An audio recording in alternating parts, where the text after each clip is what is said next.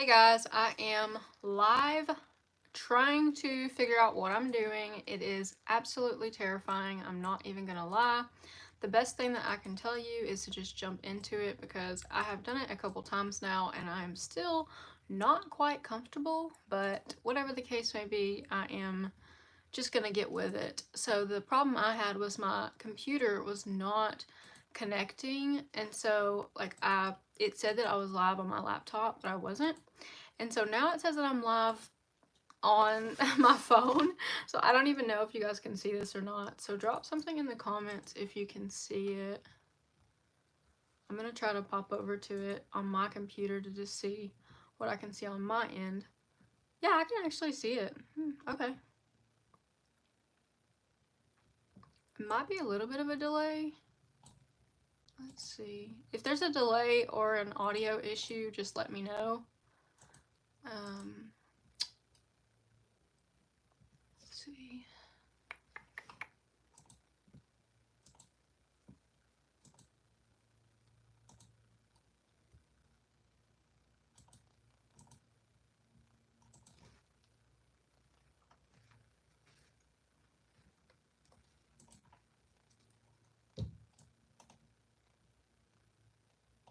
Alright, so I've got someone here.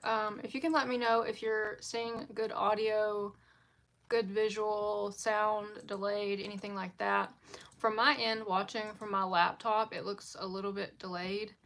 Let's see here. I'm gonna go to the chat really quickly. I'm gonna type something in the chat. I'm gonna put hello. We are getting everything together, so if you're just joining in, please be patient. I do not go live very often, so I am trying my best. Okay, yeah, I see the hello chat. Cool, cool. So I am trying to attempt live streaming and stuff this week. I did like 90 minutes on TikTok the other day, which I was like, wow, I cannot believe I talked for that long. If you guys have watched my videos, typically I'll make maybe 15 or 20-minute videos, but those are, those are edited, they're snappy. I can't go back on a live and change something, so I'm a little nervous to kind of, present like this, but I wanted to challenge myself in 2025 to kind of do something different. I have been doing YouTube for like 8 years, I think, and so it just seemed like a good time to kind of learn some new things, especially with doing all of the content that I've been doing lately with Amazon Influencer Program. It seems like a good time for me to kind of branch out and try, just some different stuff, and it doesn't seem like live content is really going anywhere. I know if you go on TikTok at any given time, they're just trying to push you to do the lives.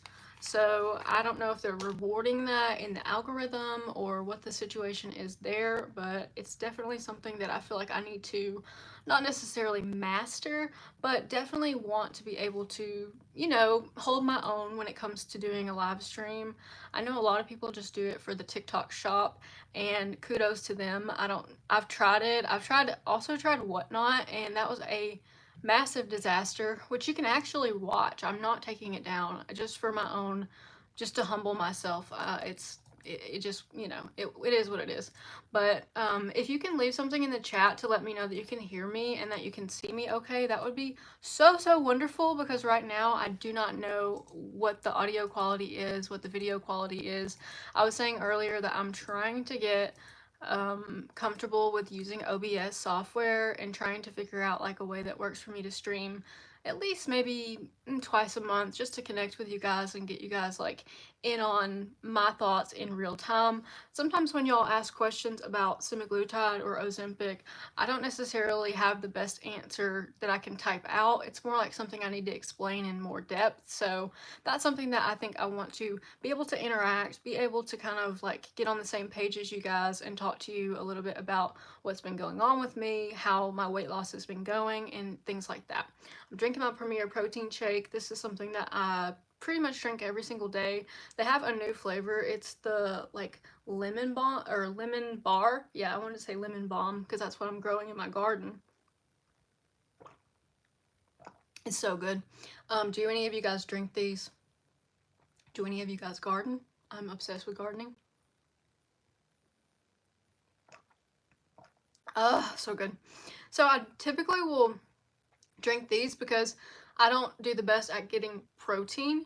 I have a little bit of an aversion to eating, I like meat, but when I got on Ozempic, I noticed that I had a bit of an aversion to meat for some reason, just like the smell of it. And I think that's pretty normal, but I just wanted to kind of find out more about that. So I'm gonna hop over to this other thing and check out and see if I can see me. Can you guys leave stuff in the chat? Are you able to put stuff in the chat? I'm pretty sure it says that people can chat.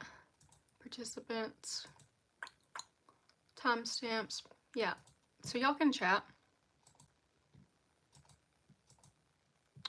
If you have questions about semaglutide, now is definitely the time to ask because it's heavily on my mind. We've really been pushing it a lot because Fridays is having a sale right now that you can get it for $149 to start out with. So that's literally everything, like the meds shipped to your door, the doctor visit, the lab work, everything that you would need to get started for $149. Every month after that it would be $249. So you're definitely gonna have that cost that just is just a cost that you'll have to be on it. But they also now do 3-month plans, which I think is cool because you get quite a big discount. It's usually $6.99 for 3 months, and with the code that I have right now, it's $5.99 for 3 months, which is like, it's a pretty good discount in my opinion because it's really expensive. Hey, Hella Bella, I'm so glad to see you live. You look and sound great. Oh my gosh, thank you. I'm so glad to hear that. I feel like I've been talking to myself, and I guess that is what live is technically, but like I'm just not, I don't know, I'm not super comfortable with it. So this is really flexing a muscle that I don't have built up very well, I guess. I don't know. But doing it on my phone seems sustainable for now, so I'll just probably try to stick with that. In terms of being on Ozempic, I've been on it for like 2.5, almost 3 years, it feels like. I know for sure that this is something that I didn't come to like immediately. I wasn't like, oh, I need to lose weight, I want to get on Ozempic. Initially, I had tried to lose weight several other ways. Nothing was really working, and it seemed like a last-ditch effort for me in terms of just like, I've got to do something. I know what I'm doing now is not working. I tried like crash diets and like things like that. I tried like phentermine, which I have some videos about on my channel, but honestly it made me like so anxious that I had a panic attack in my mom's car and like ripped my seatbelt off and had to like get out of the car and like I was like, I can't breathe. So after that I was like, I don't think I want to take that anymore. So semaglutide is the active ingredient in Ozempic, so that's what I currently take. It's called compound semaglutide. So what it is it's from a compound pharmacy.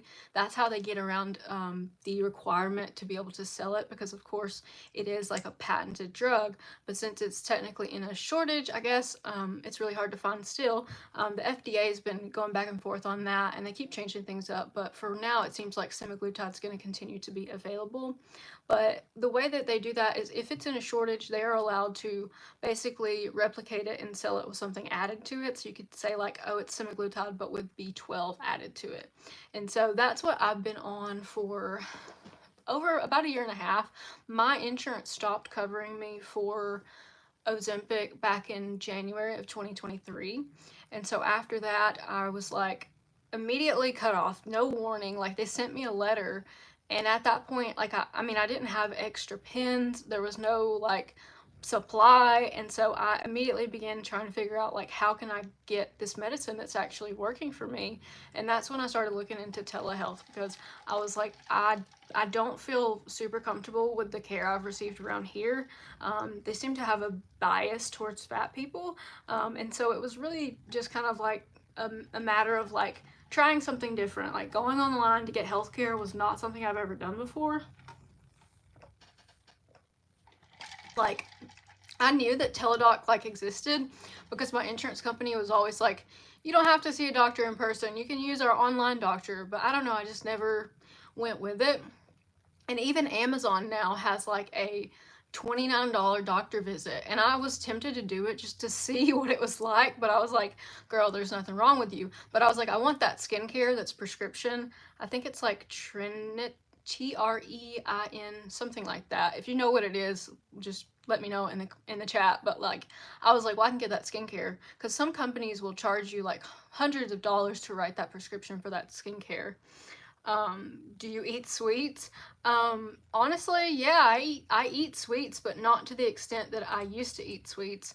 For me, it's something that like sugar used to drive my motivation. It was really something that I struggled with. And I found that a lot of the processed food that I used to eat is no longer like something that I'm drawn to anymore because for me, it makes me, number one, it doesn't make me feel very good. And I just don't have the appetite for that type of food anymore. I eat a lot less like candy types of things. Before, I could buy a lot of like sweets and they would be gone in like a week if they're in my house. And so now I can buy something and it can sit in my house for a couple weeks. So that's kind of the difference, I guess, in terms of just being able to manage things like that. You don't necessarily feel that craving or that pull. Now, after you get on semaglutide or Ozempic, typically the first couple weeks you don't want to eat at all. I know for me, I struggled to eat for the first couple months, and food was something that just did not motivate me at all. It made me nauseous, and so I had to figure out a way to consistently eat in a way that was like just a little bit at a time. Sometimes I would just eat like a little bowl of oatmeal or a cup of yogurt or something of that nature, like something light that didn't have like a ton of stuff in it. At my like worst, when I didn't want to eat anything, I would just eat like a handful of almonds or something like that just to make sure that my sugar didn't drop, because I can definitely tell when my sugar drops because I start feeling like really like, first of all, I get hangry, which is not fun for anyone who lives with me. And then I also start to get a little like nervous or jittery, or like I'm not thinking clearly. And so I do try to maintain my blood sugar levels like throughout the day. But one thing that I've done is I got a blood glucose monitor because I was like, I don't know, like I'm really worried about my sugar level. You know, I had my grandmother, she passed away from her diabetes complications in January, and that really like worried me about my future in terms of just being able to like live a healthy life, because I have diabetes on both sides of my family. And if you're not aware, if you're if you have a family history of something, you're much more likely to develop it because obviously you're genetically prone to do that. So I was like, I do not want to I don't want this to happen to me. Like, I saw what happened to her and it wasn't good. It was just like very, I've seen her check her sugar since I was a kid, and so I didn't really understand what was going on. And I was never diabetic, but I do think that I was probably going to get to the point where I was like pre-diabetic, and I may have even been, because you know the doctor that I was going to around here was not giving me all of the information. And I don't know if you guys have ever experienced that, where like the doctor doesn't actually tell you their diagnosis of you and like just puts it all in your chart. I mean, I just felt like that was withholding information that would have been valuable to me.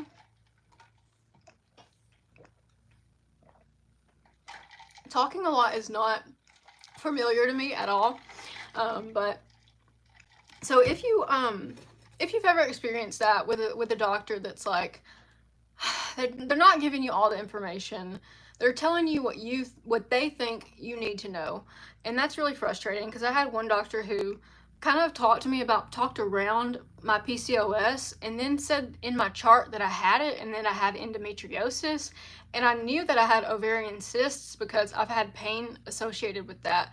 So I have all of these like extraneous factors that have also made it more difficult to lose weight.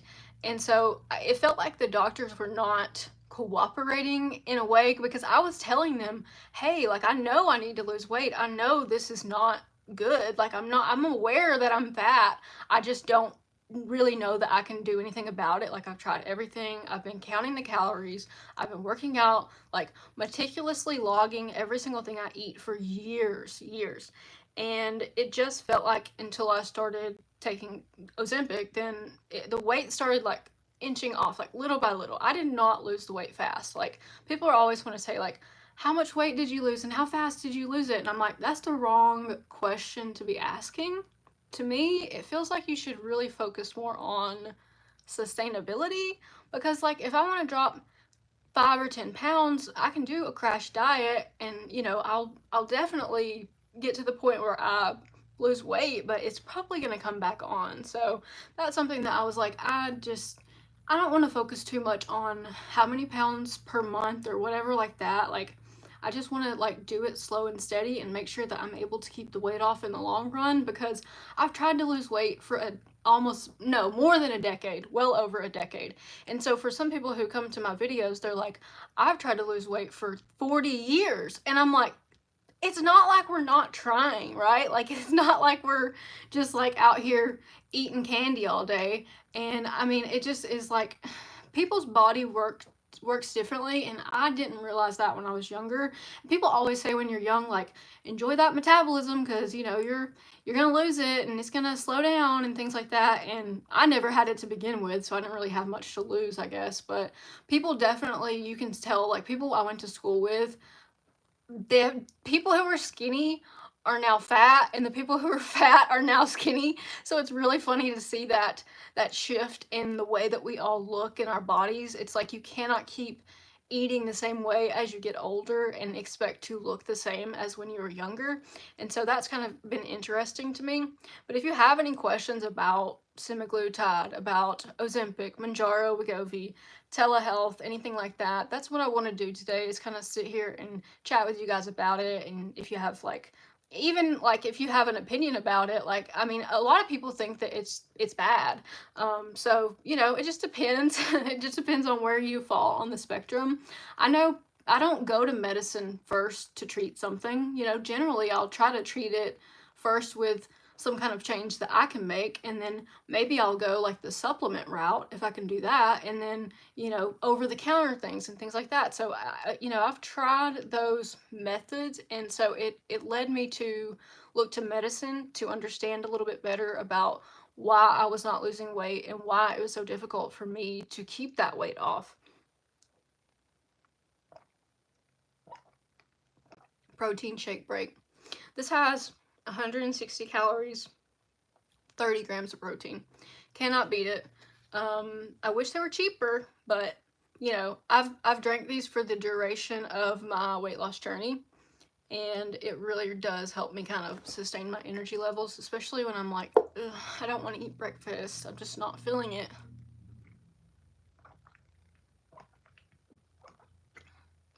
Another thing that changed for me being on a GLP-1 is that I can miss a meal.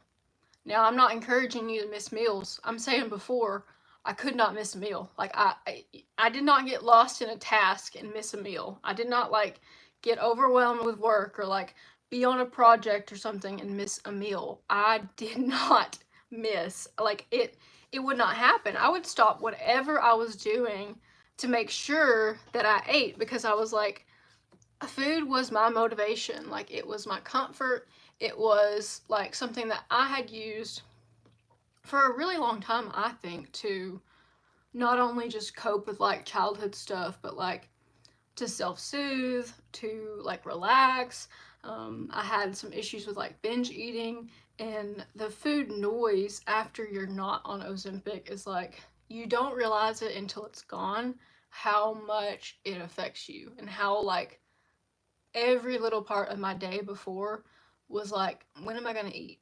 What am I gonna eat? How much am I gonna eat? Am I gonna eat here or eat there? Like, after I ate, I would think about my next meal. Like, that's really what drove me to, like, I guess, function.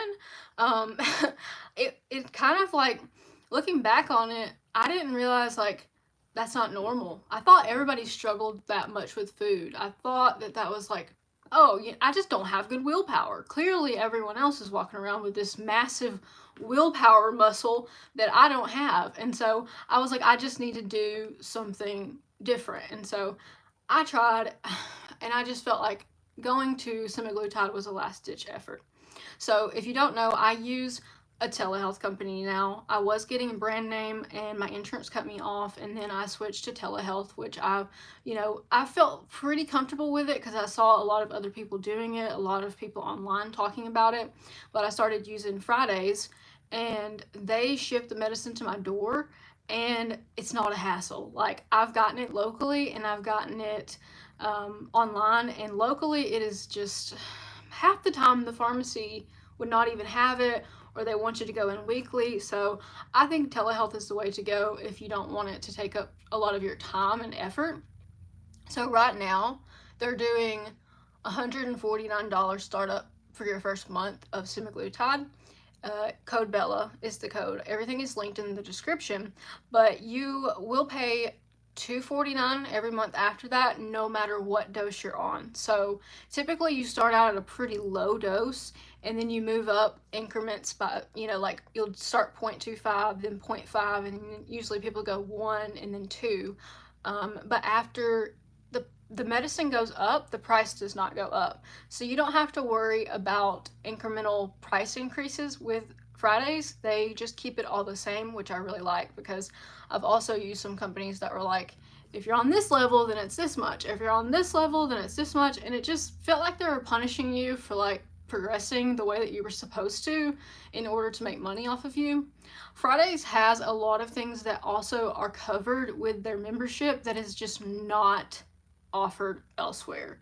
One of those being the prior authorization team. So you can also use Fridays to get regular Ozempic if your insurance covers it. They will work with your insurance to get your PAs done. Look up PA or prior authorization. I didn't even know about this until I needed to get one. And then I was like, what the heck is that? I don't even know what that is. And then I figured out from, doctors and stuff that is a huge hassle that insurance companies make doctors like jump through hoops to get the medicine that someone needs. So basically it looks like this. Your doctor says, I'm going to write you a prescription for Ozempic because I feel like this can help you lose weight. And you say, okay. They send that to the pharmacy. The pharmacy says, hey, your insurance said that this needs a prior authorization. So you have to go back to your doctor and say, hey, my insurance said that they need a PA from you. And then your doctor has to do the PA. And then the PA goes to the insurance company. And the insurance company says, I'm either going to give you the medicine based on the PA or I'm not. It's a lot of back and forth.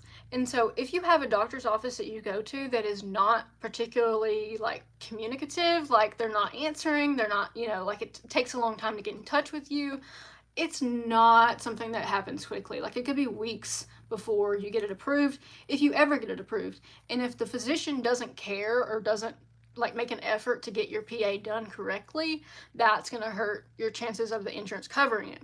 So Fridays has a like prior authorizations team, and they will help with that. So like if your insurance denies you, they will help. Now, you do not have to have insurance. So this is a question that I get, like, oh, do I have to do it through insurance, or do I have to do it like this way or that way? No, you do not have to have insurance to do it. That's the way that I'm currently doing it. So I just buy it like out of pocket, and that works for me.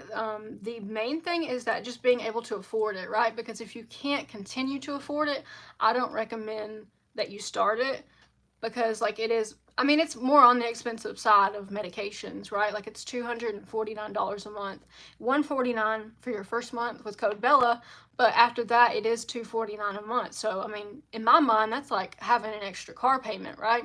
But for me, it's either that or I'm gonna deal with some much bigger issues later on down the road, like heart disease and having to buy insulin. So it's like pick your hard, choose your hard, like which one do you want to deal with? So that's kind of how I view it. If you guys are just joining in and you have any questions about semaglutide, you can let me know. If you've tried to lose weight and you've tried different things, I would love to hear what you've tried, where are you from, and how has your year been going? How has 25 looked for you thus far? I'm gonna be honest, my 2025 has not gone like great. I'm hoping that changes. Like honestly, April being a new month always makes me feel better, because I'm like, well, this is a fresh start, like, right? Like, this is a new opportunity. Every month is a new opportunity to do something different. So, you know, maybe if you want to start and you're like, I don't know when's the best time, maybe just do it, right? Like, there's never going to be like a perfect time to do anything. Like, people always say that about having kids, like, you will never feel really comfortable. You'll just have to do it. This is my gigantic emotional support water bottle that I have. It holds so much. So Fridays also has a partnership with Sesh Fitness. It is like a little app that gives you workouts and stuff. That is included as well, completely for free. So just a kind of like nice little perk that they have. Oh, that's so good. Another thing they have that I meant to mention earlier, your lab work is actually all included in that $149 startup. So they do ask that you get lab work done. However, if you've got recent labs in the past 2 years, I believe, then those can qualify. The labs that you would need to have done, I've got it written down because I can't remember all of them. So you would need your CMP, hemoglobin A1C, and then your TSH, your thyroid stimulating hormone, and then a lipid panel. So if you join Fridays and use code Bella, it's $149, and that includes all of those labs. So how it works is you would go to a Quest lab near you, and Fridays will send you an email with like a little code that you print out, and then you go to the Quest lab and you give them that piece of paper. Or actually, I think I showed it on my phone. The days of having to print things are over, I guess. I still have a printer, but like, I know I used to print out like concert tickets in MapQuest, so that's really showing my age. But I absolutely love how easy it was to get my labs. I think that a lot of times, like, if you get labs, you have to like go to a doctor and explain why you want what you want, and it's just like it's awkward and not very efficient. And so with this process, literally I was in and out in like 20 minutes. I had a Quest lab like maybe 15 minutes from me, and so I went to that, got my blood work done, got everything situated. They sent the information to the telehealth company, and then within like a couple of days they were like, it's approved, and so you're good to go. So you can still get the medicine before you get the labs. You don't have to wait to get the medicine. They just ask that you have the lab work done within like the next visit. So you can basically, you want to visit like every 3 weeks because you want to make sure that you're not running out of the medication. And one tip, I don't know if this is like, this is just me, this is how I approach being on any medicine, is once I get the medicine, I will wait like 3 or 4 days to give myself a buffer window, because I'm on ADHD medicine and sometimes it actually goes out of stock. And so whenever I first take a medicine, I just make sure that like I give myself a couple extra days. That way if I run out of it, it's not, you know, an issue. Hey Simone, hello, welcome in. Good to see you. How is your week going? But I just kind of try to make sure that I give myself that window. But you will see with telehealth, it's not the big to-do of going to the appointment. So Fridays has both, they have virtual chats. The physicians on there are really nice. They're really, really nice. And it seems more like they're more laid back almost, or like approachable. I know it's different being, you know, on a computer to do a visit, but it seemed like they were less in a rush. And I appreciated that about it, because sometimes you do want to ask a question, or you're like, you know, how is this going to affect me later? And so it's nice to be able to get an opinion that isn't so biased and that is a little bit more informed when it comes to like obesity management, because obesity is chronic. It's a chronic condition. If you've been fat, like when you're young, you're probably going to be fat like your whole life. Like most of us are not, you know, we're not somebody who just struggled with this for a year. Like it's been our whole entire lives. So I liked that the fact that they had the telehealth visit like that. So you can also do like after you had your first consult with the video chat, after that for refills, you don't have to do the video chat. You can just request a refill, they'll ask you like, what's your weight now, you know, because they want to find out like if it's working for you. They'll ask you about your side effects. They'll also ask you what dose are you on, and then they also ask, do you want to go up in your dosage? And you know, typically I recommend that people stay on the same dose as long as it's working at around like 0.5, 1, it's like 0.25, 0.5, and then 1. So if your dose is working, I don't see a reason to keep increasing it, because there comes a point where it levels off and you know you get diminishing results with more and more. So typically with any medication, it's best to stay on the minimum effective dose if you can. So I just think that that's, you know, something that I would think about. And so they'll ask you at that visit, or they'll basically, there's a form that you would submit, and they'll ask you like, do you want to stay on the same dose or not? So right now, of course, I want to stay on the same because I'm on like the highest dose, and I guess that's why I am saying like take it slow, because you know once you get up there, there's not much further that you can go, so you need to be, you know, aware of that. But if you're just joining in, we are talking about Semaglutide, which is a GLP-1 medication that you can use for weight loss. I've used it for nearly 3 years to lose weight, and I have gone from 189 pounds down to, I weighed in today and I was 142 pounds. So it looks like I'm gonna see the 130s again in this lifetime, which I find amazing, because I truly thought that was over. I truly thought that was over for me. I did not think that was gonna happen again. And so if there's a weight that you've been, that you're like, this is like the weight I'm never gonna see again, I'd be curious to know what number that is, because some people are like, I was 115 when I was in high school, and I'm like, I haven't been 115 since like 6th grade, so I don't know what that even feels like. But for me, 135 was when I was in like the best shape of my life. Like I was working out constantly, and so being so close to 130s, like 142, I'm like, oh my god, like I don't even recognize this body anymore. I don't even like know. I don't know. It's weird. It's really weird. Simone said, congratulations on your weight loss journey. I've been following you since 2020 with the Amazon videos. Girl, thank you so much. Thank you. Listen, this channel is, it's everything. It's not just weight loss, like it's my business, it's like my hobbies. And I feel like YouTube, on a lot of times, like it punishes you for like not doing the same thing in every video, but that just gets so old to me that I just can't, like I cannot do the same thing every day. That's why I run a bunch of different businesses, because I just get bored.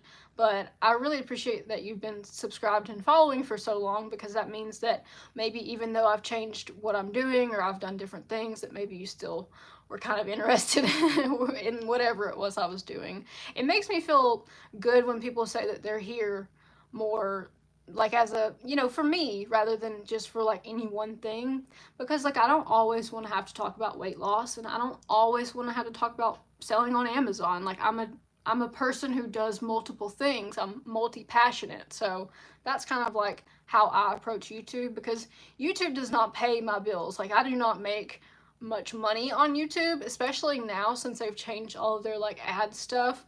I used to make like $700 a month on YouTube.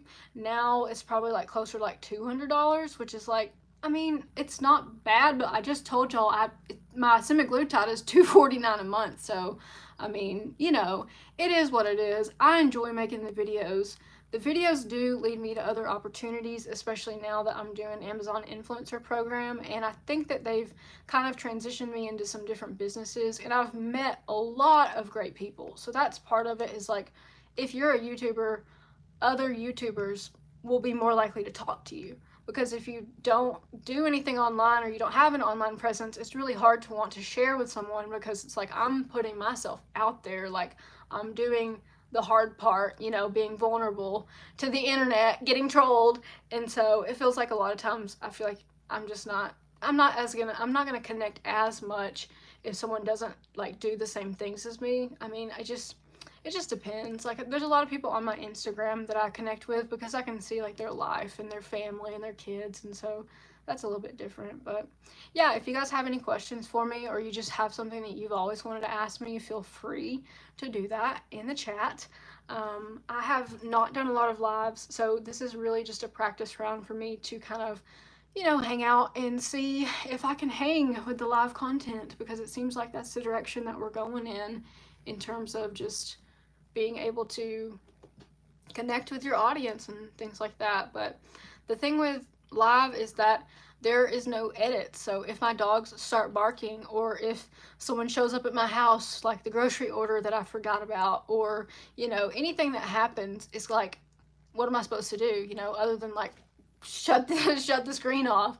But then you don't want to do that, because then you end the live stream. So you really have to be more, I guess, deliberate in how you set it up. Like, me and my partner both work from home, so I had to tell him I'm going live so he doesn't burst in for his lunch or something like that and interrupt, which is like not the end of the world, but you know how it is. Like, you don't, if I'm watching a live and I see like someone's dog barking, someone's kids in the background like yelling and stuff, I'm like, get me out of there. Like, I do not want to hear that. So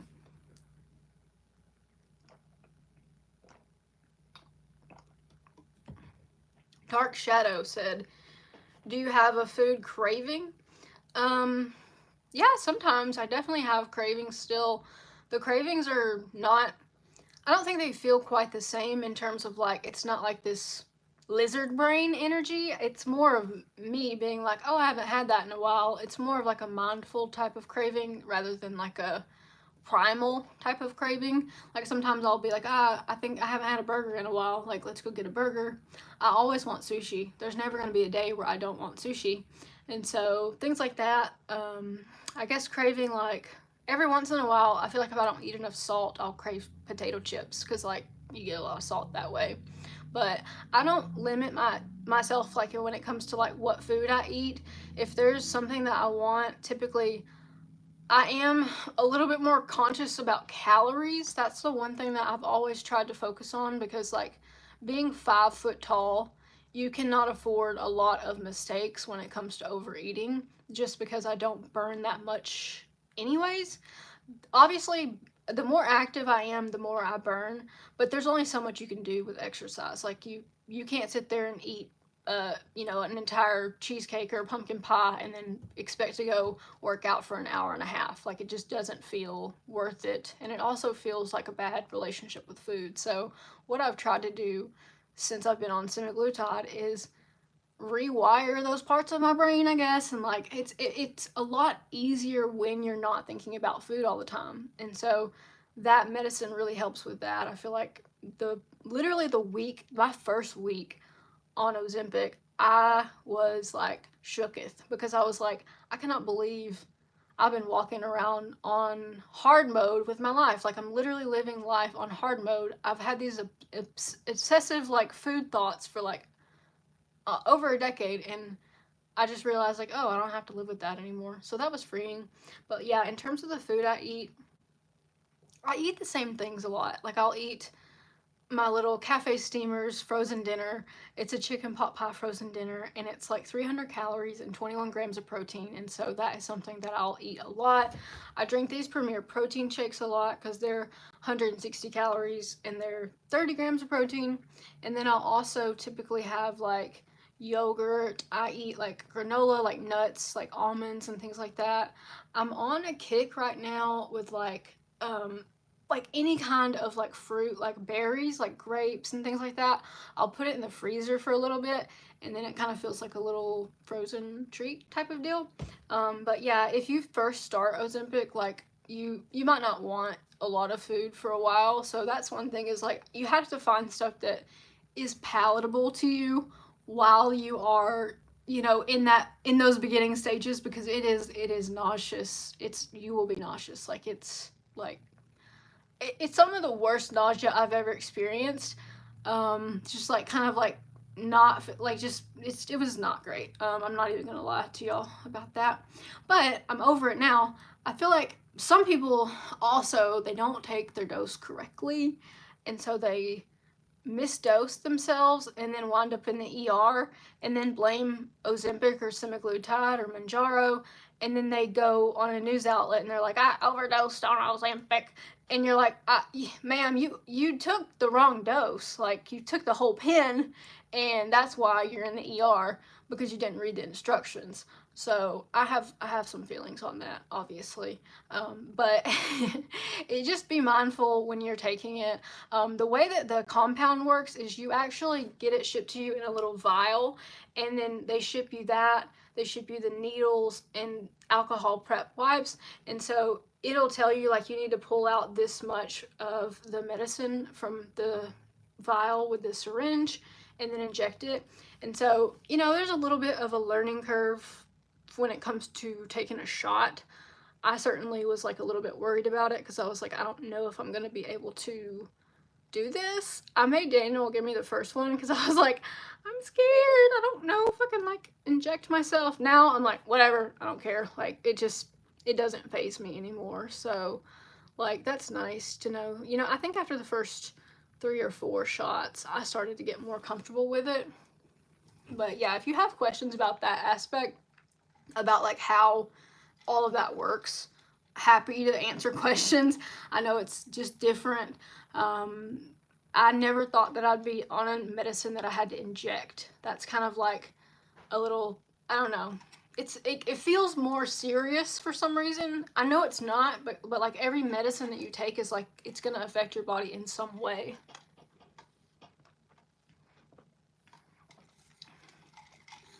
So Simone asked, in your opinion, which social media platform is the most toxic toward weight loss content? They're all really like judgmental, I guess. It depends on what side you're on. Like on TikTok, I look at GLP-1 content or semaglutide content, so I don't see as much negativity towards it. I feel like a lot of the podcast bros are like talking about Ozempic because it gets clicks, because like it's a search term that's popular right now. It's like anything that starts trending. If they criticize it, they can get the views. And so I do see that sometimes. Like you'll see a doctor go on for an interview and they'll be like, they need to know this about Ozempic before they take this life-altering drug. And you're like, that's a little bit out of proportion to what's actually going on. I think that the whole idea that this is like bad for you is like definitely a media type of thing and a morality thing, because weight loss is something that people view as a moral failing, and they view it as like impulse control issues. So on TikTok, I feel like you're not really allowed to say as much when it comes to weight loss. They've actually really gotten strict about, you can't say, I know if you do a live on TikTok, you can't say pounds, like 20 pounds. And I'm like, that doesn't make sense to me, because it's just a number and a metric. So I'm not really sure what motivates them to do that, but TikTok's a lot more restrictive.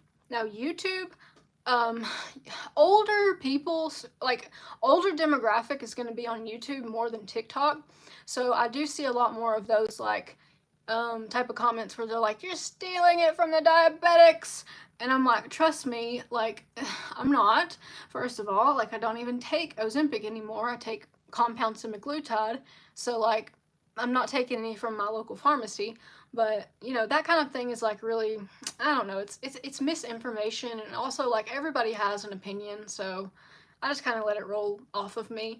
I don't feel like you can create content online for a sustainable amount of time without getting thick skin, because people just say, they just comment like stuff about me and about how I'm bad. And, I know that's not true. I just have to like be like, somebody's got too much time on their hands, I guess. But yeah, TikTok, YouTube, Instagram, I don't post that much. I just made a new Instagram for my weight loss, because I was like, I don't want my personal Instagram to be all about weight loss, because I've had it for like 10 years, but I do want to talk about my weight loss. So I think it's called, this is bad, I don't even know my own Instagram. It's linked to so I'm Hellabella Official for my regular Instagram. And then I think my other Instagram has been posted or linked or something. But anyways, it might be like Hellabella Content. That's bad. I should probably figure that out. Instagram seems chill when it comes to weight loss content. A lot of before and afters. Reddit, it depends on what subreddits you're in. Like, there's Ozempic subreddit, there's Semaglutide subreddit. There's a lot of subs that are like focused on calories in, calories out. A lot of people disagree about that, and I mean, I do think it's more dynamic than that, but in terms of just being on the internet in general, YouTube is probably the most critical, if I had to say. Like, YouTube is, yeah, I get some nasty comments on YouTube, especially if I post a short, because the shorts content goes into like whatever algorithm that they have where people are just swiping all day. And so if I post a short that's related to like weight loss with medicine or semaglutide or whatever, oh boy, did the trolls come. But you know, the thing about that is that even if they're saying negative things, if they're commenting on the video, they're still giving me like they're bumping me up is what I'm trying to say. Like, they're giving me that exposure and giving me the opportunity to kind of like keep climbing. So I mean, sometimes I'll just go on there and like, I'm not gonna like debate with them like hardcore, but I'll like poke the bear because I'm like, I think you'll come back. Like, I think you'll come back and you'll argue with me. It's like a legit YouTube strategy to post controversial like topics just to get people to argue. I don't think I necessarily want to encourage that because I do want things to feel more positive. For me personally, it's better for my mental health if people don't argue with me all day, obviously. But also, I just don't want to like be in that space and create that space around my content because I don't want to be known for that. Like, I've always wanted to be known for like information and like almost like a infotainment type of content, and I've also wanted to be known for like motivational, changing your life, like making money, freeing yourself from like corporate America, capitalism, working for yourself, like being able to like I'm not wearing pants right now. Like, I'm not wearing any pants. I just don't like, there's things you can do when you work from home and when you work for yourself that you just cannot do in you know, if you work a job, especially when it comes to owning your time. And so I've always wanted to be known for like a person that shows other people that they can live like differently. And even for the people who, you know, they might be like a stay-at-home mom or they need a different like second income, and they don't want to miss time with their kids, so they want to do reselling. Being a reseller for the last over 15 years, like, I know what it can bring to a family's income. And I know, like, I live in the rural South. I know the difference between having an extra $400 or $500 a month and how that can improve your quality of life, where you're able to live, where your kids are able to go to school, what kind of shoes they wear when they go to school, and things like that. That just, I feel like, is always what I've been trying to do, is kind of teach people that you don't have to settle with your life where you are, especially financially. Like, it's hard to climb out of a financial hole, especially when you don't have a lot of money. And reselling to me is like the lowest barrier to entry thing, because you absolutely can start with like $20 and a dream. Like, it's the American dream, which I don't know if that really exists anymore. But in terms of just being on semaglutide, if you're just joining, we're talking about weight loss and just, I guess, life in general, because I'm rambling, because I'm talking to myself. But yeah, I guess being on semaglutide also kind of changed some things in my life personally, where I was able to have more mental space to kind of get help with other issues that I had. It felt like it freed up a lot of like things that were taking up brain power for me and allowed me to look at other things in my life. Dark Shadow said, do you constantly watch your calorie intake, or do you eat by feel? Okay, so I like that question. So when it comes to calories, I have tracked my calories for several years now, every single day. I don't do that as a restrictive process. I do that more from an analytical point of view, like for the data. I use the Lose It app, which I have like premium version. It's like $10 a year or something like that. I don't know why. These apps used to be like pay $5 for one time, and now they're just all subscription based. Don't even get me started.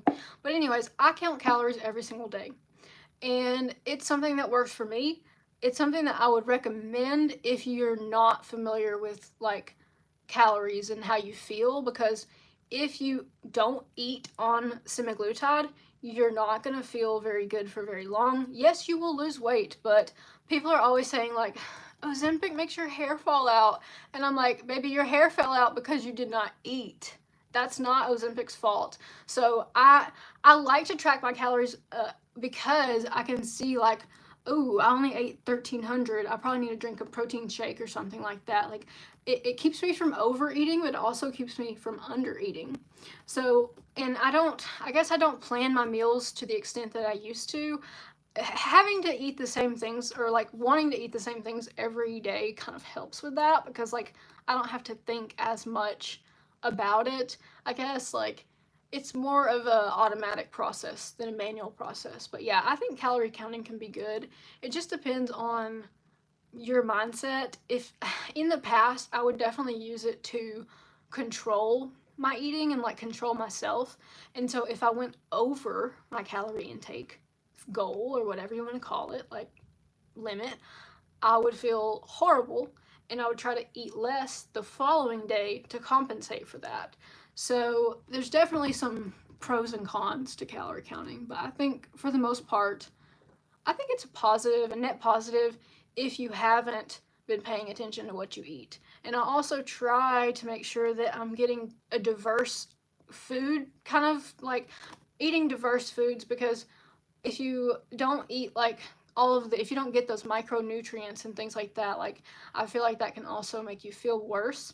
I take some supplements, but I don't take a lot of supplements. To be honest, I take the supplements that the Amazon influencer program gives me because they're free, and they'll typically give me like, oh my gosh, probably like 5 different things a month that are just like multivitamins or things like that. So I'll take those kind of things. Or I take Mag 07 is something that I take because a lot of people well, you just can't, your digestive system doesn't work the same on Ozempic, and it's better to be preventative than to get that problem and then have to face it. So I just try to recommend people to get plenty of fiber because GLP-1 medications slow down the gastric emptying in your stomach, and so it takes everything longer to process. And so that is why you will feel full for so long, is because it is literally staying in there for longer. But with that, comes other issues. So you just want to make sure that you're drinking tons of water, getting your fiber, and move whenever you can. Now, exercise is something that I don't talk a ton about. I exercise probably, if it's like scheduled exercise, like I'm going to the gym, that's like once a week. If it's like being active, I'm in my garden like every single day right now because it's like time to prep everything, and like I'm carrying buckets of dirt, I'm weeding, like I'm doing seeds, like I'm doing a lot that is like not necessarily intended to be a workout, but it definitely gets my heart rate up. And so I kind of lean more towards that style of workouts. Now I do try to do strength training once a week just to try to make sure that I'm maintaining like some muscle mass, because with weight loss comes muscle loss. And so you just want to try and make sure that you're doing something. I don't think it's really positive to tell people to make 500 changes overnight, because it's overwhelming and it just won't work.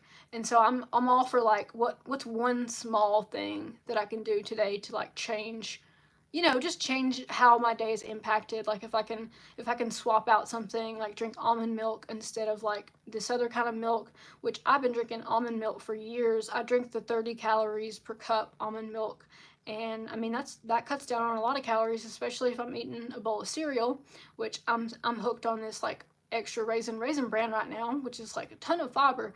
But yeah, I mean I still do kind of like watch what I eat and watch how I move, but it's more of a, I don't know, it's a lot less like a controlling type of energy, which I've had in the past, and it's much more like an overview of what's going on, because I know like on Lose It, if I look back, like say I'm starting to feel bad if I look back on the last couple of days and I see like, oh, you've been eating this food and you don't normally eat it, then I'll know that that food is probably what's making me feel bad. And so obviously I can stop eating it. And so I like those data driven points of being able to see, you know, how something's affecting you, especially like if you don't eat a lot of calories and then you wind up like feeling fatigued or something like that. Ozempic and semaglutide can definitely have those side effects where you just feel tired. I'm not really sure why that is, but it does seem like the first couple of months I did have that fatigue. Now, it wasn't to the point of like I can't do anything, but it was just like I was just an overall tired feeling. And it may also be because I was consuming like significantly less calories than what I would normally consume. So, if y'all have an opinion on like calorie counting, I would love to hear it. I personally think it just depends. It depends on your motivation and it depends on what you're going to do with that overall information, because that's something that is, I think, is a case by case basis.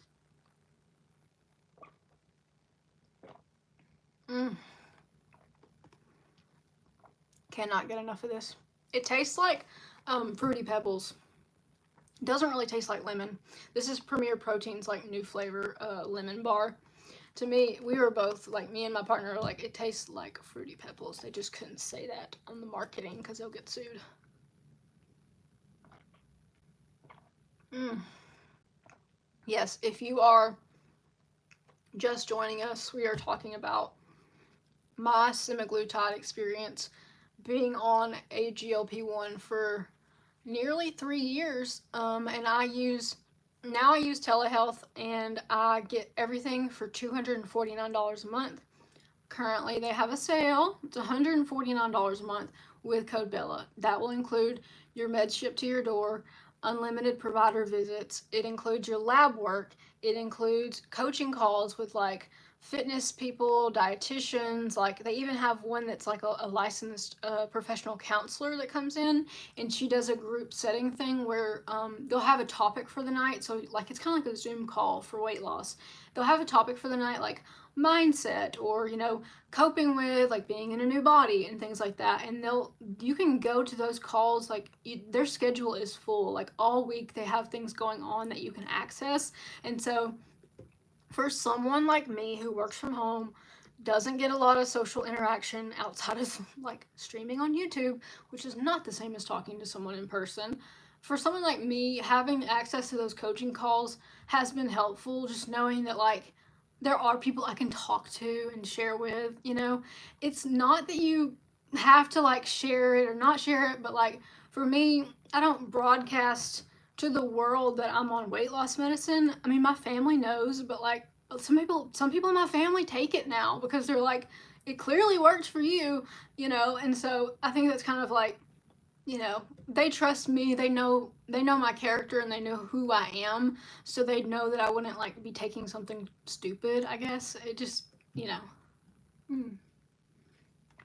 But for me, being on it for this extended amount of time, I've really seen those changes that you can only see over this amount of time. Because, like, change is not, you don't really realize it's happening as it's happening. It's more like you look back 6 months ago, or a year ago, or 2 years ago, and I look at a picture of me, and I just, like, I don't feel like that person anymore. Like, I don't look like her, but I don't feel like her. She was really, really tired, really burnt out, really self conscious, really uncomfortable. I was definitely like having like less mobility because it was more tiring to carry around an extra 40 something pounds. Like, I have some weights out on my patio. They're like 20-pound dumbbells. And I picked them up the other day and I was like, this is what was all attached to me. Like, this was an extra 40 pounds that I'm like, now if I pick that up, I can't carry that around my whole yard. Like, I can't walk that around the block. So I don't know how I did it for so long, but I just know that I'm determined to not do it anymore. And so that really helps keep me going, especially when I'm like, you know, I want to be a couch potato, or I want to just sit there and rot and look at TikTok all day and not do anything, but that's just not me. I might be able to do that for like one day, but after that, I'm like back to business. I can feel sorry for myself, but I will always, always get back up quickly because I just don't think. I don't think wallowing is good if you're gonna, I just come from a family where you just pick yourself back up if you can. We've had a lot of really bad stuff happen to us. I've had a lot of trauma, and I know that, it does impact me, but it doesn't have to be my entire story. It doesn't have to be, how I live my life. Like, I can move on from that stuff. I don't have to carry that with me.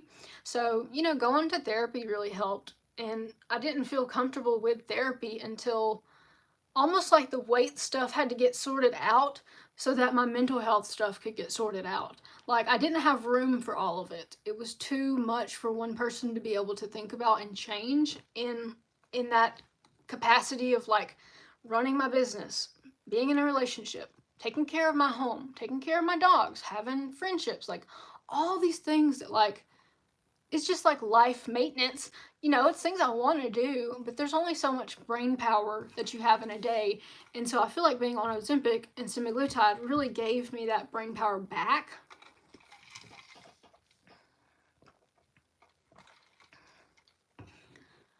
Dark Shadow says, do you feel energetic or maybe sometimes feel lethargic or balanced?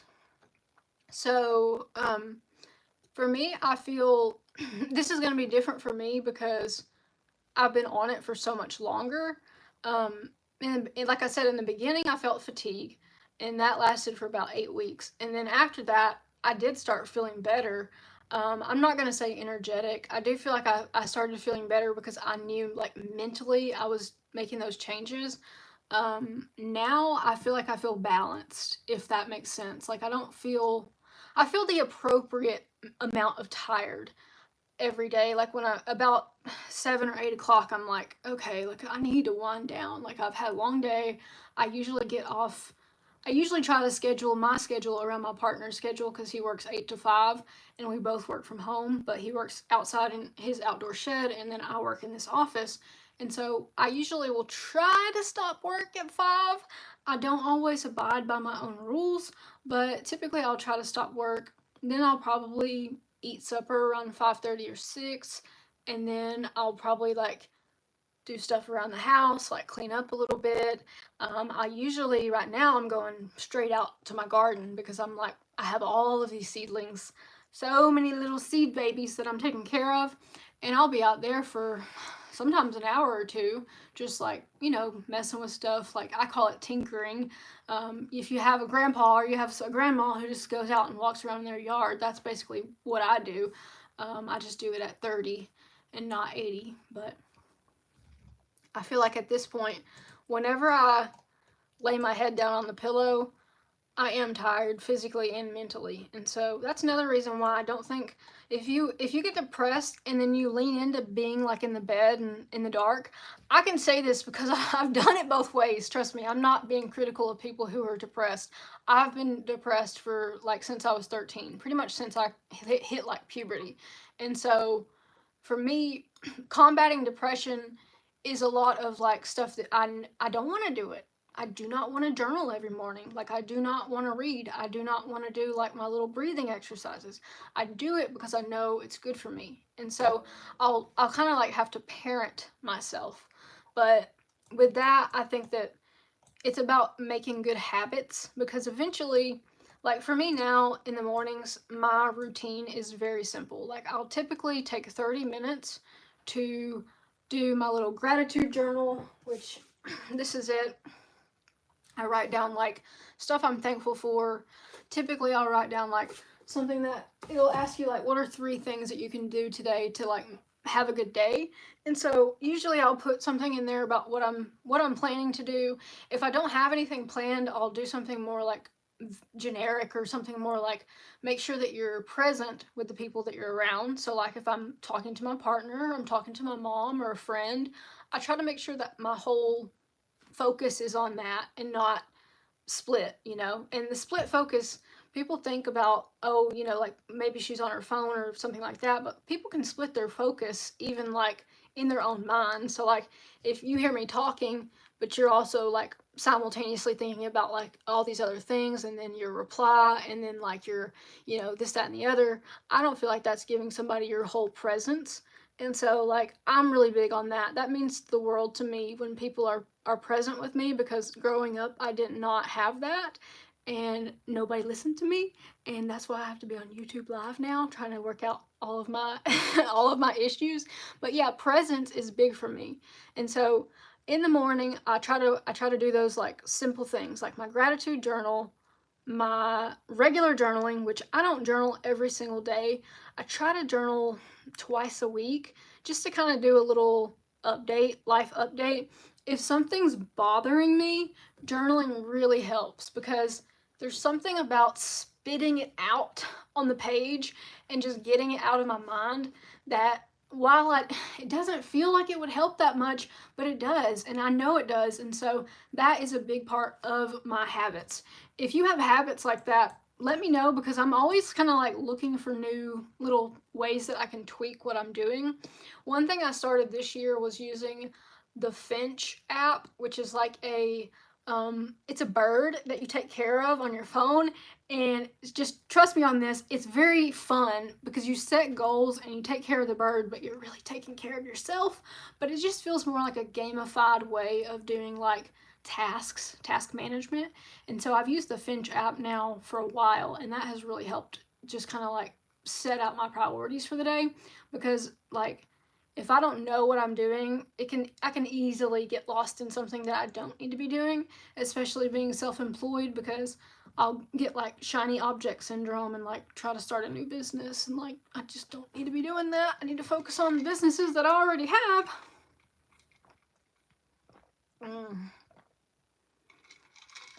If you are just joining in, we have been talking about life in general, but also semaglutide, which I've been on for 2.5 years. I use a telehealth company now to get my semaglutide, and it's $249 a month. If you use code Bella, it's going to be $149 for your first month, and that includes your medicine shipped to your door, your doctor visits, your labs, and they have a prior authorization team that will work with your insurance to potentially get your insurance to approve it if they aren't pieces of garbage and deny you for everything like my insurance, Blue Cross Blue Shield, which I don't wish them well. But Fridays really has a good sale right now. I have that $100 code, and I don't know if they're going to keep it all month this month. It doesn't sound like it from what I've been hearing. So if you want to start now, it's $149, and like that's probably the cheapest it's going to be honest. I don't think I've seen it go any cheaper. You can do compound, which is what I'm on. That's paying out of pocket.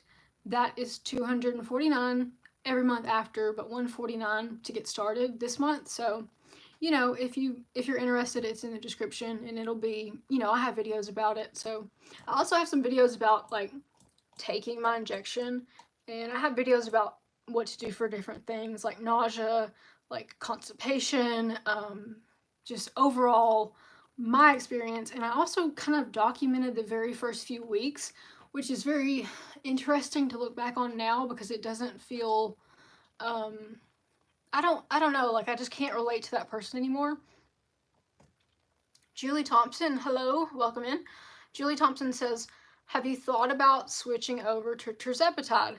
I definitely have, and like people ask me that a lot, especially I have a lot of people who like in these Facebook groups and stuff who are on either one or the other. So there's semaglutide and tirzepatide, if you're not aware. These are like the two big players in the GLP-1 space. And so I guess the main reason I didn't get on tirzepatide to begin with was the cost, because I mean it was more money, and it was also like I also felt like what I was doing was working for me, and so I didn't necessarily feel like I needed to tweak anything, and I guess that's kind of why I've always stuck with it. I definitely would be open to switching to tirzepatide if semaglutide stopped working for me. I know I've heard some people say that eventually the effectiveness of the medication could like go down or like basically wear off, and so I think that like taking a break is also maybe good sometimes, but I don't know. I don't have science to back that up, so I hesitate to make that claim. But I do think that, you know, every now and then you can find someone who's talking about like they took a week off of something and then when they came back to it, it felt like it was more effective. But in terms of tirzepatide, you might see that in the news because there's like FDA changes going on with that right now. So I'm not even sure like the availability of that. I think it might be a little spotty. I know that some of the people are still on it, but semaglutide also to me is like it's affordable for me. $249 a month feels better than 300 and something a month, like 359 a month. I don't know. I guess in my head I'm like 2 and 3. Like it just feels like such a bigger number.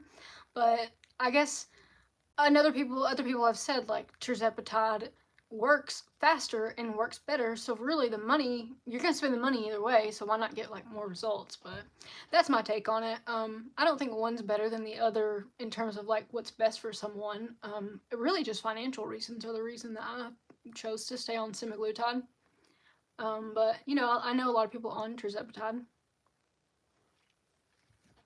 I guess like, have you guys experienced being on both? I have a couple of friends that I've interviewed on the channel and they've been on both or they've switched back and forth, and so they'll kind of give me their opinion on that. And so I do feel like some of them have said tirzepatide worked better for them. So if it ever comes to a point where I feel like my meds aren't working or they aren't suppressing my appetite, then yeah, I might look into tirzepatide. But the thing is, like, if you can't consistently afford it, it's not good to start any of these medications because I mean it's not like a short-term thing. Like you're gonna have to keep being on it. And so I do feel like there's a little bit of misinformation when it comes to that about how long it will like be something that you have to kind of deal with. Sorry, I just threw something away in my metal garbage can. But I feel like maybe, you know, the big thing for me is just trying to make sure that I stay consistent with what I'm doing and that it continues to work for me, and that I just, you know, I take care of me the best way that I know how. And so for me, a big part of that is just healthy habits, like things that I fall back on that just consistently work and things that I don't have to think about. Because that's like, if you read Atomic Habits or The Power of Habit, the point that they stress is like the reason habits work is because it starts to be like an unconscious activity that you do. Like if I'm thirsty, I'll reach for a drink, you know? So if in the morning you always wake up and take your medicine, eventually you'll just do it. Like you won't think about it. And so that's what I try to do is like build those habits to where I don't have to think about every little thing. So if you have something that works for you in terms of like weight loss or meal prep, or you know, for example, like whenever we buy all of our fruit and vegetables, we prepare all of it after we get it out of the grocery store bags. Like we wash it, we put it in different containers. Like Daniel soaks his berries and stuff in like vinegar and water so that they last longer. So like little habits that just kind of like make life for future me easier. Those are things that I try to focus on.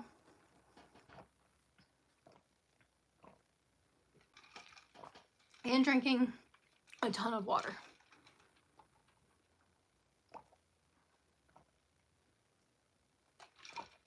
All the water. So in terms of people who are just joining, we are talking about semaglutide, which is the active ingredient in Ozempic, which is a GLP-1 medication that works by slowing down your gastric emptying. I also had some other stuff about what it does. So it also stimulates insulin to be released, which helps lower your blood sugar. So like if you have blood sugar like spiking or something like that, it can help with that, which is why you'll often see it talked about when it comes to diabetes, because it helps with that. So it also inhibits the release of glucagon, which is another hormone that raises blood sugar levels. And of course, we all know it for the delayed gastric emptying. So it keeps the food in your stomach longer. so that you're able to feel full for longer. So obviously, you know, if I eat something and it doesn't go through as fast, like it's gonna sustain me for longer. So like eating breakfast to me, I used to get hungry like if I ate at like 8, I'd say by 9, 10, 11, probably 10:30 or 11, I'm starting to have that like mild hunger pang by like 10:30 or 11, and now it doesn't feel like I don't really even like most days I don't eat breakfast or I'll eat something like a protein bar or a protein shake. I do have a coffee. Typically, I'll just have my coffee with my Premier Protein, and so I'll have like a little. I don't put the whole thing in it, but I'll put like a third of it and have like a protein coffee in the morning. And I mean, it just doesn't. I just don't feel that like that hunger all day, and I do think that the gastric emptying being slower is obviously the reason for that. That is the mechanism that helps you to lose the weight, and it also reduces your appetite, so you don't feel, you know, you don't feel quite so motivated by food and so pulled to eat all day. And so that's a big reason that the semaglutide works for me. If you have questions, feel free to ask me. I don't mind answering.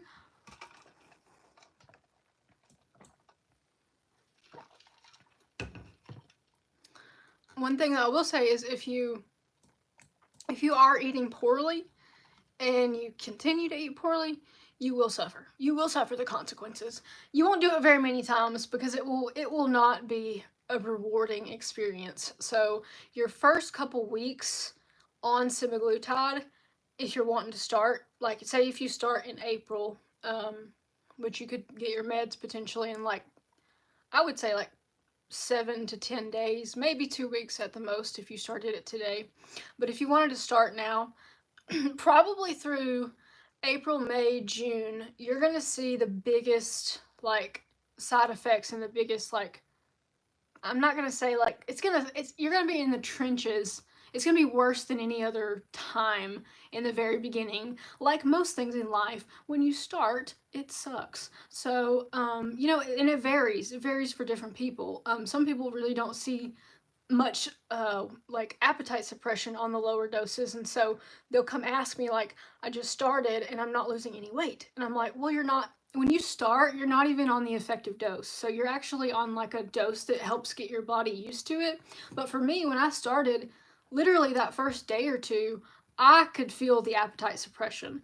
So it just depends on how your body reacts to things and how, you know, you're made up. But those first couple of weeks are the toughest in terms of like nausea and things like that.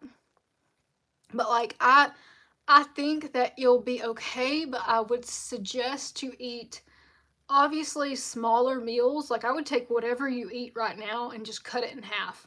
And I would also eat cautiously, like in different categories. Like if something has a lot of oil, I would avoid that. If something had a lot of like fats, like coconut oil or like olive oil or things like that, like I would probably avoid that for, you know, just in moderation, but like minimum for the first couple of weeks, because it just doesn't go well. I've only thrown up, this is gonna sound bad, but I've only thrown up from Ozempic and semaglutide probably about 5 times in the last 2.5 years. So, I mean, not bad in terms of, you know, throwing up ratios, I guess, but like, I feel like the times where I did throw up, it was self-inflicted. Like it was definitely times where, one of the times we were on a cruise, and I know why I threw up then, because I had drank on the cruise, like I was drinking, like not excessively, but like I had like those little, you know, like cocktails with the sugar in it, and then we had gone to dinner, and I ate my dinner, and I came back to the room and yacked, and after that I was like, okay, heard that, like I will no longer be eating on this cruise the way I was eating before, because it just, you know, your stomach cannot take it, and so you just wind up throwing up. Like it is what it is. Typically, if I get nauseous, the suggestion that I have is I keep a alcohol prep like wipe in my purse. If you get nauseous and you like take that out and like kind of wave it around and smell it, it can often keep you from throwing up. Which, if you're on semaglutide or tirzepatide in the beginning, you can like throw up without very little warning. So like you could be like, if you're in a restaurant and you finish eating, you'll be like, oh, like, and then you have to like run away. So I don't envy anyone dealing with that. And I think that the biggest thing is just to eat slowly, because if you eat slowly, you'll have more of a warning of when you're starting to feel sick, and you'll be able to avoid continuing to shovel in the food. And I've always eaten fast, like I've always eaten fast, and I think part of that is like my ADHD. Like I want eating to be over so I can go to the next thing that's more interesting to me. But I have tried to be more mindful with my eating, not like not watching screens for the entire time that I eat, and trying to be like, I guess, a little more like, I don't know, mature about it, like just sitting with my food, taking it all in and whatnot. But there's a lot of stuff on mindful eating that you can look up. But for weight loss, it definitely depends on your style and your strategy and what you feel like you can sustain. For me, right now, I eat probably about 1,700 to 1,800 calories a day. Sometimes I go over and eat 2,000 or 2,400 or whatever. Like, my partner's birthday was yesterday, and we went out to eat twice. we really made a thing of it. Which one time it was only for ice cream, but like, I'm not able to order the same stuff that I was ordering. Like my Chick-fil-A order used to be a spicy chicken sandwich and a large fry, large diet lemonade. I was at least getting diet lemonade, and then sometimes I would get a strawberry milkshake. So I would get like probably a day's worth of calories in one meal. And if I do that now, I'll yak. But now I still go to Chick-fil-A. I get the spicy chicken sandwich, which is 490 calories, and then I get a large diet lemonade, which is probably like 50 calories or something like that. And so I will still get fast food. Taco Bell is also like close to our house, so you can get like the Doritos tacos. I think they're like 170 calories. I try to make sure that whatever I'm getting fast food at least has some protein in it. That way I'm not like completely just going off, off grid and just acting crazy.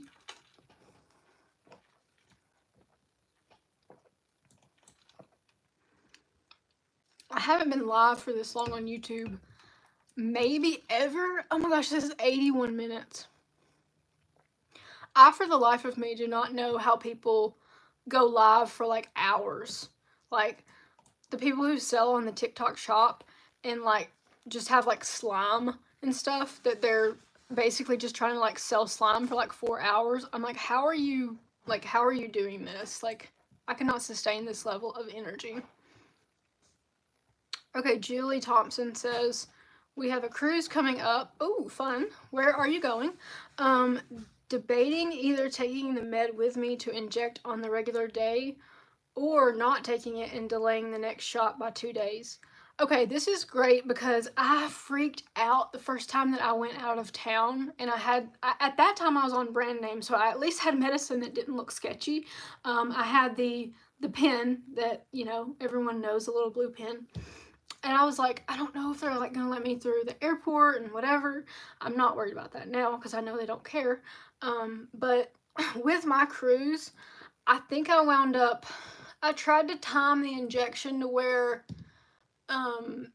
it would be, I think it was like, maybe I took it like a day before, like I wanted to still have the medicine in my system for the cruise, because at that point I had just been gung-ho about losing the weight, but I knew even if you don't take it, you're still probably gonna not be able to eat as much. But I mean, I think to you, it's like a personal preference. Like if you want to if you prefer to leave your pen at home, which is kind of how I feel about it, like why take it, like why go through the hassle of like having to inject. If it's like only 1 or 2 days, you might be able to just get away with like doing it early or doing it like the morning that you leave. Or skipping it. I don't think it's going to be the end of the world. I'm sure that you can talk to your doctor about it, but like if it were me, I think what I did was just try to take it. Like if we had a 7-day cruise, I'd try to make sure that I took it whenever like the day we left, which could make you sick on a travel day, so you have to think about that too. So You know, it just depends. Like, is your motivation to is your motivation to eat more on the cruise? Is your motivation to eat less? And then, you know, it also depends on how long you've been on it. Because if you haven't been on it long, then it's typically going to have more of an impact, you know, whether or not you take it early. Mexico, awesome. Are you going to Cozumel? I really, really love the Caribbean cruises. I just like being in the water, seeing that really nice water. I've gotten to the point where I just bring my snorkel mask with me on my cruise. I don't book any of the excursions anymore. I just go do my own thing, but it's so pretty there. I'm very jealous. We don't have any cruises booked right now. Like, we usually take a cruise at least once a year, and we didn't take one in 2024, or did we? Oh my god, I don't even remember. Oh my god, maybe we did. But anyways, it feels like I haven't taken a cruise in a while. And I feel like we should book one. I feel like they'll go on sale maybe, well, they're always saying they're on sale, so it's kind of hard to determine, but I don't want to pay a lot for it. I just want it, like, you know, not spending like an arm and a leg on it, I guess.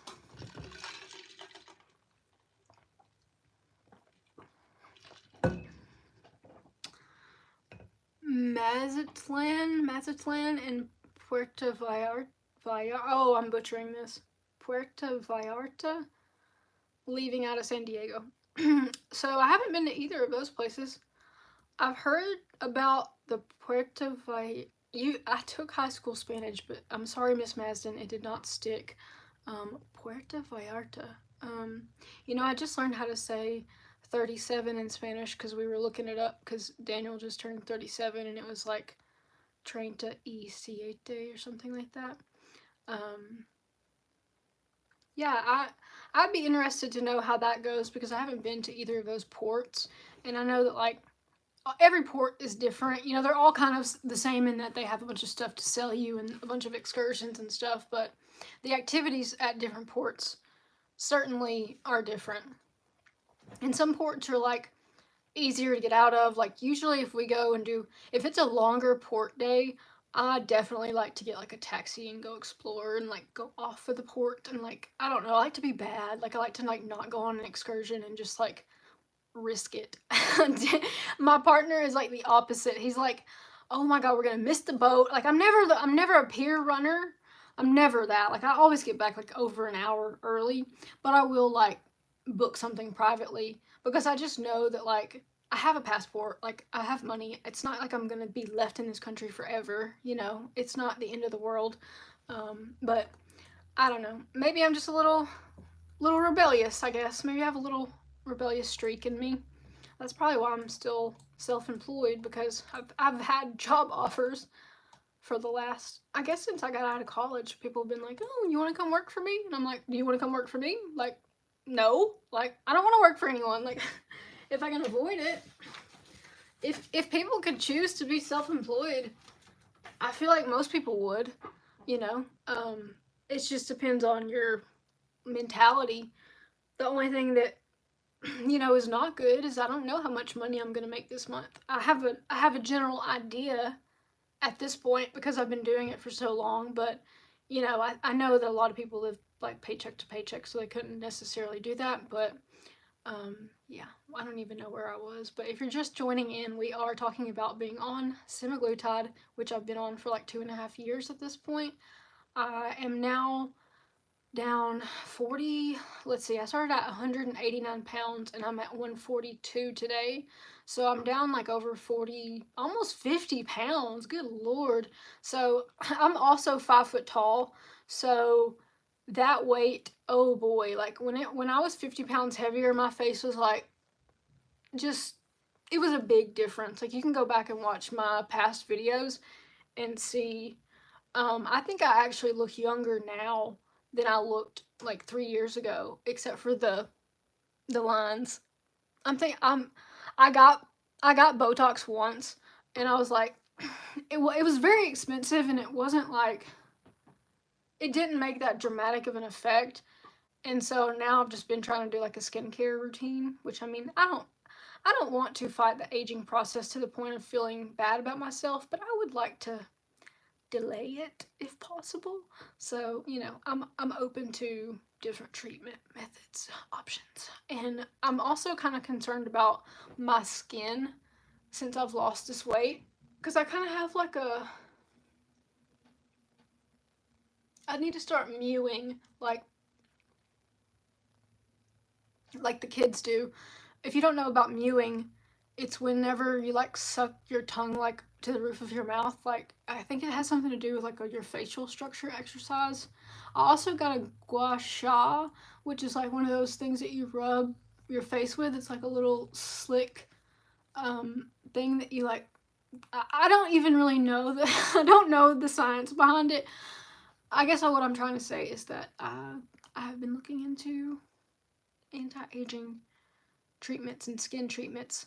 The biggest thing that right now is also like see that? Yeah, like I'm not a fan, which working out definitely helps with like I guess the jiggly puff that I have there. But and it's not like, I mean, if I'm wearing a t-shirt, really you can't even tell, but I would like to tone that up a little bit. That's why I was kind of talking about in one of my last videos, I was talking about like body recomposition, because losing weight, you lose like a lot of muscle mass. And so right now I'm doing strength training like at least once a week to try and like build up that reserve of muscle. So yeah, if you have questions about Ozempic or Semaglutide, you can leave them in the chat. We have been talking about it for a good while now, about different things that have helped me to continue on the weight loss journey, which now it's weird, but since I've stopped trying so hard, I've actually lost more weight. I think all of life is like that. Like, if you are really obsessed with something and like, I don't know, for me, if I try really hard, sometimes it backfires, because I start to feel like, I don't know, like I think it makes me more stressed, and it makes it harder to like lose the weight because I'm just so stressed out.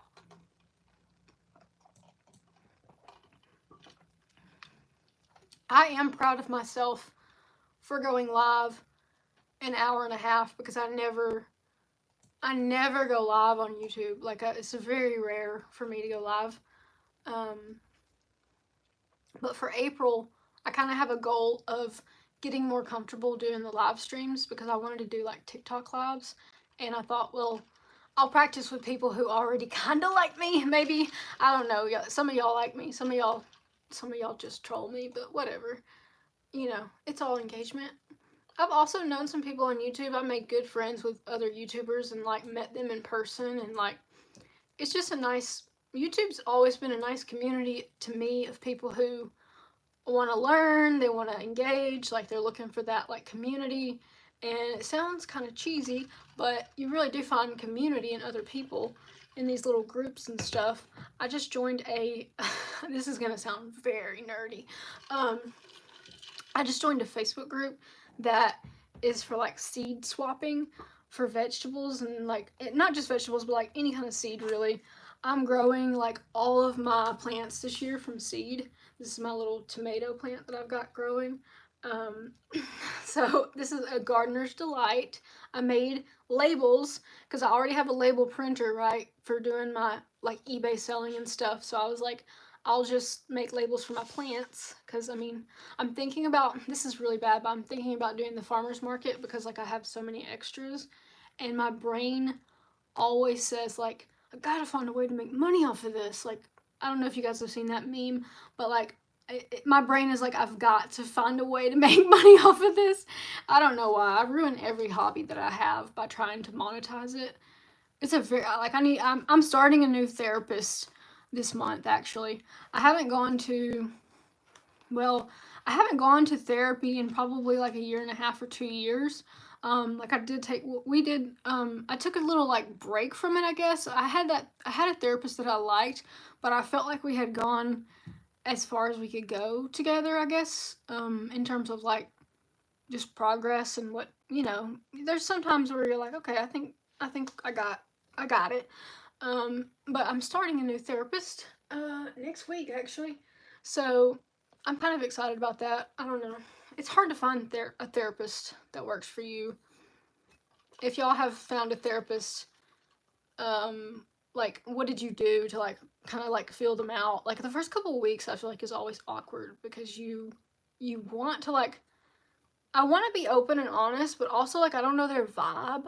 Like, I don't know. So, especially around here, I tried to find someone who was, like, clearly not, like, a diehard, like, like, not, I wanted someone that was LGBT friendly. Like, I wanted to go somewhere where I felt like they were accepting and that I felt like I could, speak my mind. Like, if I wanted to cuss, I could cuss. Like, I didn't want to feel judged in my own therapy. So I think hopefully I found someone that I can do that with. And thankfully, my insurance is actually covering this therapist. So it'll only be like $15 or $20 a session, which is like, oh my gosh, finally my insurance covers something, because they sure don't cover my meds. Like, they love to give me a prior authorization or like just complete flat out denial. I feel bad for my doctor for having to submit so many PAs, but if you do use Fridays, they do have like that prior authorization team that, like, they brag about it because they specialize in like saying exactly the right thing to your insurance company to get them to approve it. Like, they'll get the data that they need from you and, like, basically make your case for you, and that all comes included with your membership. So, like, right now, if you want to start, it would be $149, and if you use code Bella, it will be $149, and then that includes like your meds shipped to your door, your provider visits, your lab work, your insurance prior authorization team, and then they also have like little coaching calls every week. Like, they have some with like a like mindset coach, like they have a therapist, they have like a fitness kind of oriented like movement. So I think that's kind of cool that they have those different like things for people to do. So yeah, if you're on a GLP-1 or you're thinking about it, I would definitely consider Fridays. In terms of pricing, I don't think that they've been, I mean, they're very much competitive in their pricing. And not only just the pricing, because there is the pricing for the medicine, which, obviously that's the main thing that you want. But I feel like they have all those other offerings that are included in their membership that are like sort of like extra benefits, like the unlimited doc visit. So, like, say I go get my medicine and then the next week I'm sick as a dog, you can log back on, have another visit, and they can potentially, write you a script for like nausea medicine or something like that, which other telehealth providers are maybe not going to do. With Fridays, the provider has like discretion. So, like, each provider is different. So you kind of get paired. It's like a little video chat, and you can do it like at your convenience. You can schedule it whenever it works for you. But I feel like, for the most part, they're very relaxed, in my opinion.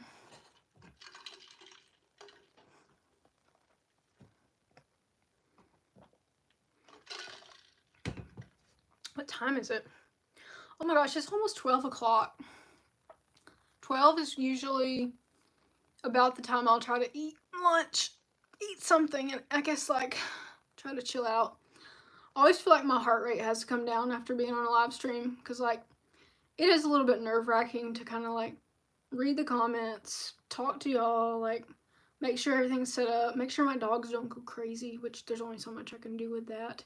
And then also just kind of, keep my energy levels up, not be like, I hate when I go on live and it's like boring. Like, why would you even, I don't know why you would even do that, but I typically prefer to make my content like out on my own time and then edit it so that I'm the most precise I can be.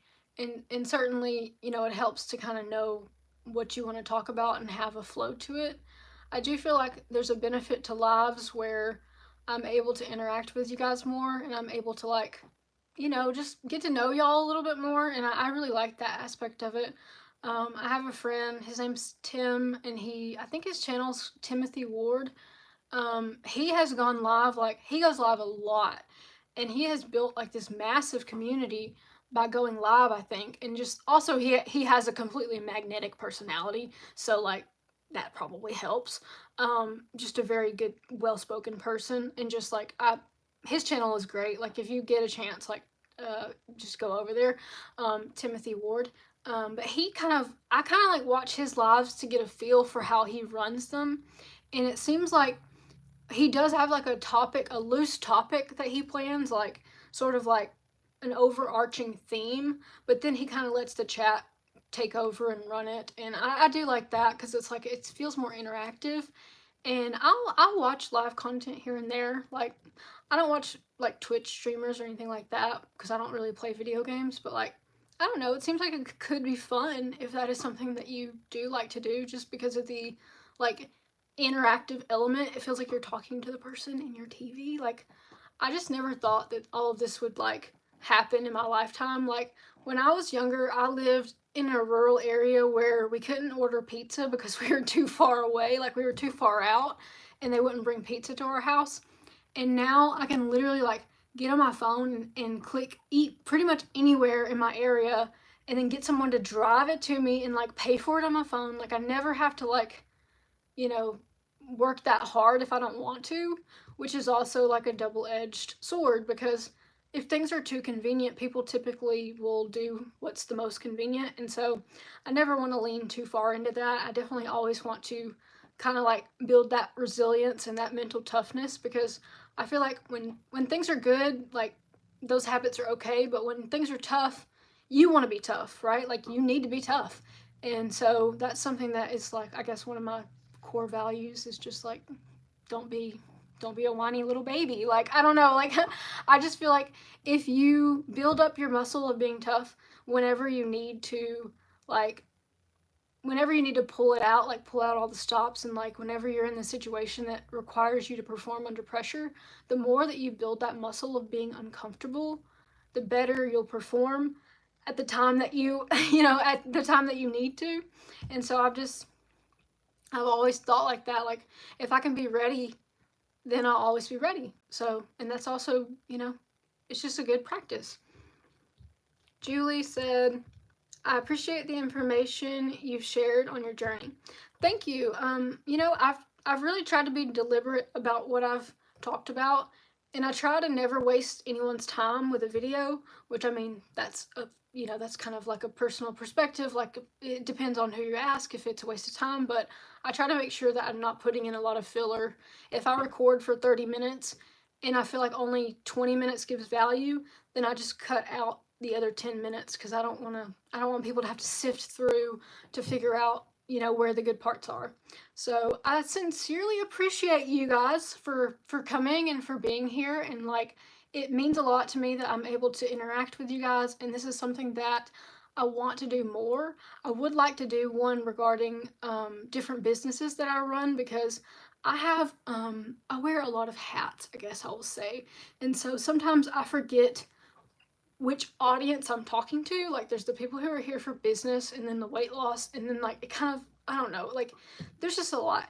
And so I just want to make sure that I'm always like, I am grateful for you guys. Like I do feel like I do read your comments. Like I do appreciate everything. Like if you like it, if you subscribe, like any of that, I'm just like, that means a lot to me, because at the end of the day, this is like a small business that I'm running on YouTube. And so like it really helps to have that support. So last question is, do they ship semaglutide to Europe? I don't think so. I would have to check into that, but I really doubt it, just because of the regulations between countries and stuff. But also I used a Canadian pharmacy at one point, so I don't know. Probably telehealth would be the way to do it, but yeah, I'd have to look into that a little bit more. I don't think Fridays does it. I could be wrong, but thanks for asking though. Now I'm curious if that would be a thing. I know in Europe, the prices of Ozempic are certainly a lot cheaper than in America, where a pen is like $1,200 and just completely unaffordable. Not gonna go on a rant. I'm gonna get off of here and eat some lunch, but if you guys are interested in starting, everything is in the description. So if you want to start, today is April 2nd, 2025. It is $149 to start today, and it's $249 a month after that. The $149 gets you your medication shipped to your door, unlimited provider visits, your lab work, your coaching calls with like different types of things that we talk about, like mindset, we talk about workouts, and then there's also the Sesh fitness app that you get access to for free. And there's also one-on-one dietitian coaching, so they can help you make a meal plan. So all of that is included for $149. So I mean, I don't think it's going to be cheaper than that. So I mean, I feel like that's a really good deal. When I paid for Ozempic, like I've paid anywhere between $400 a month, $450. So like to start for $149 is like a good deal. But yeah, so if you want to check it out or you have comments later, you can always, if you're watching this on the replay, you can always leave a comment and I'll try to help you out and answer it. But thank you guys so much for being here, for being in the live, and you're very special to me. You're all special, but the people in the live are especially special to me. So thank you for that. I will catch you guys later.